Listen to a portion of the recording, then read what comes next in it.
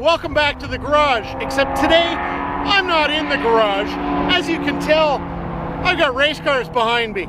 I'm at MoSport, which is properly known as Canadian Tire Motorsport Park, for the opening round of the 2016 Chump Car Canada season.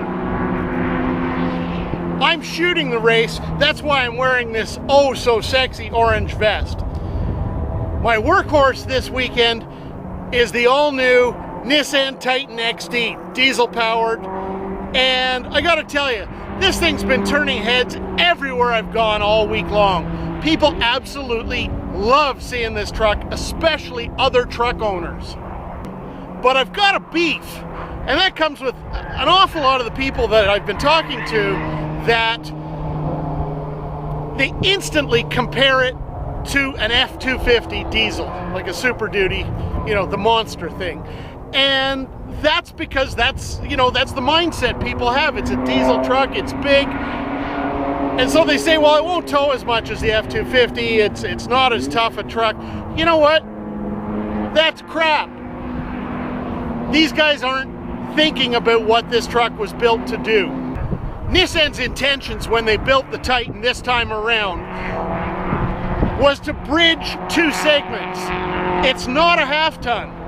It's not an F-150 or a Ram 1500, although it looks like the Ford from the front and looks like a Dodge from the side.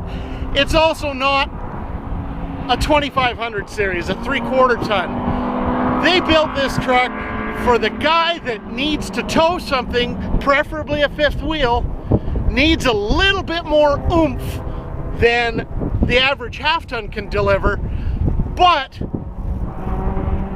doesn't have the ride that a 3/4 ton truck has. If you've ever driven a true 3/4 ton truck, those things are simply, I mean, they're awesome, but they're horrible to drive. It's like you're riding an ironing board. This thing really has a nice ride. Like, I'm really enjoying driving it. Is it perfect?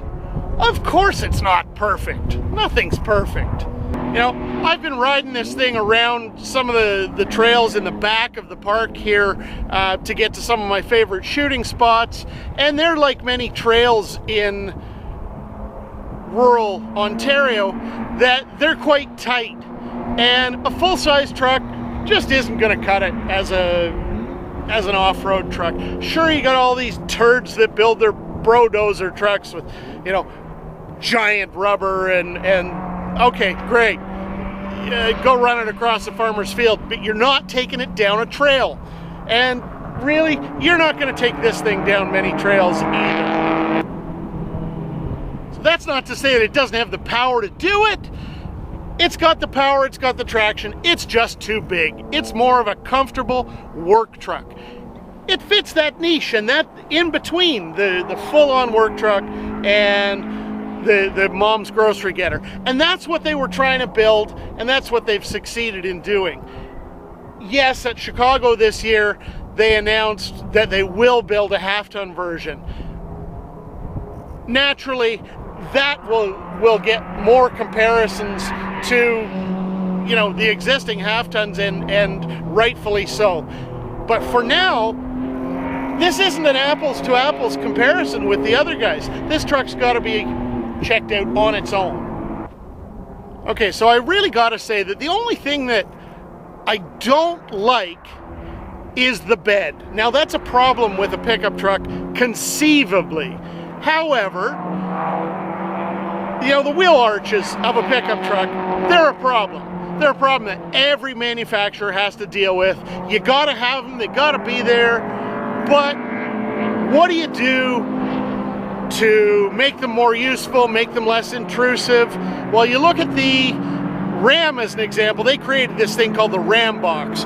They expanded the sides of the bed and put a cargo area in there that can be opened from the outside. Even my wife, who's 5'2", can put groceries in one. It's a really cool solution.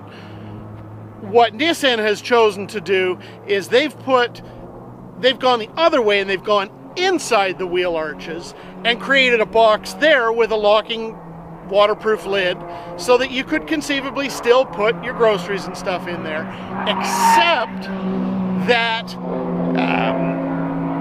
see, you hear a car spinning, it throws me all verklempt.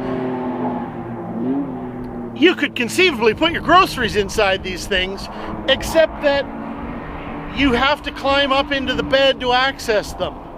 And unlike some of the other trucks, they haven't yet built a step to make it easy to get up. And let's face it, most people that buy probably a $60,000 truck are going to be in their 40s or 50s, and chances are they're not going to be climbing into the back of a pickup truck.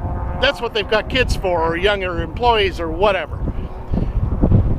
Anyway, I think they missed the mark on that a little bit, but that doesn't mean that I don't love the truck.